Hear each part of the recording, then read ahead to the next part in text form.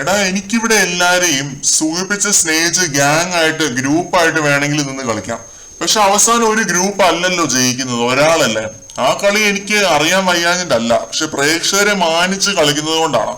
നമ്മുടെ ജിൻഡോ ഇപ്പൊ ലൈവിലിരുന്ന് രതീഷിനോട് പറഞ്ഞൊരു വളരെ വാലിഡ് പോയിന്റ് ആണ് ഇത്. അപ്പൊ രതീഷ് പറയുന്നത് കറക്റ്റാടാ, നമ്മളൊരു ഗ്രൂപ്പ് കൂടെ നിന്ന് കളിച്ചാല് ലാസ്റ്റ് ഗ്രൂപ്പിനെയും മണക്കാൻ പറ്റില്ല, വേറുള്ളവരെയും മണക്കാൻ പറ്റില്ല, ആ ഒരു അവസ്ഥ വരും. അത് നമുക്ക് തന്നെ ലാസ്റ്റ് തിരിച്ചടിയാവും. അപ്പൊ അങ്ങനെ പറയുന്നു രതീഷ്. പിന്നെ ജിൻഡോ ഈ ഒരു കോൺവെർസേഷനിൽ പറയുന്ന വേറൊരു പോയിന്റ് ആണ്, പിള്ളേരെല്ലാം ഈ സീസണിൽ പൊളിയാണ്, പക്ഷെ കുറെ പേര് ആക്റ്റീവ് ആവുന്നില്ല എന്നൊരു കാര്യം. അതിനും രതീഷ് ശരിവെക്കുന്നുണ്ട്. ഇതിൽ ജിൻഡോ ആ ഒരു ഗ്രൂപ്പിസം പോയിന്റ് പറഞ്ഞത് വളരെ ശരിയാണ്.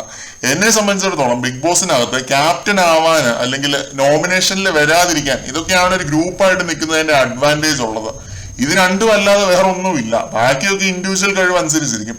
ഇവിടെ ഇപ്പൊ ജിൻഡോ പറഞ്ഞതുപോലെ വിജയഗിരിയുടെ ഒന്നേ ഉള്ളൂ, 4-5 പേർക്ക് അതിനു വേണ്ടി മത്സരിക്കാം, പക്ഷെ 4-5 പേർക്ക് കിട്ടത്തില്ല. അല്ലെങ്കിൽ പിന്നെ ഇരട്ടയായിട്ട് നിന്ന് കളിക്കണം. അവിടെ റിസ്ക് ഒത്തിരി കൂടുതലാണ്. ജബ്രികളാണ് ഏറ്റവും വലിയ ഉദാഹരണം. അതുകൊണ്ടൊക്കെ തന്നെ ഇൻഡിവിജ്വൽ ആയിട്ട് നിന്ന് കളിക്കുക എന്നതാണ് ഏറ്റവും റിസ്ക് കുറവുള്ള, എന്നാൽ ഒത്തിരി പ്രേക്ഷക പിന്തുണ പിടിച്ചു പറ്റാൻ പറ്റുന്ന ഒരു ടൈപ്പ് ഓഫ് ഗെയിം. ജിൻഡോ ബിഗ് ബോസ് എന്ന ഗെയിമിനെ മനസ്സിലാക്കി വെച്ചിരിക്കുന്നത് ഏത് ലെവലാണെന്ന് നിങ്ങളൊന്ന് നോക്കി. ഇങ്ങനെയുള്ള ചെറിയ ചെറിയ കോൺവെർസേഷൻസ് ലൈവിൽ കാണുമ്പോഴാണ് നമുക്ക് മനസ്സിലാവും ഈ പുള്ളിയുടെ ബ്രില്യൻസ് എത്രമാത്രം ഉണ്ട് എന്നുള്ളത്. ആ ലെവലിൽ അത്രയും കിടിലനായിട്ടാണ് ബിഗ് ബോസ് എന്ന ഗെയിമിനെ ജിൻഡോ മനസ്സിലാക്കി വെച്ചിരിക്കുന്നത്. കൂടുതൽ ലൈവ് അപ്ഡേറ്റുകളുമായിട്ട് വീണ്ടും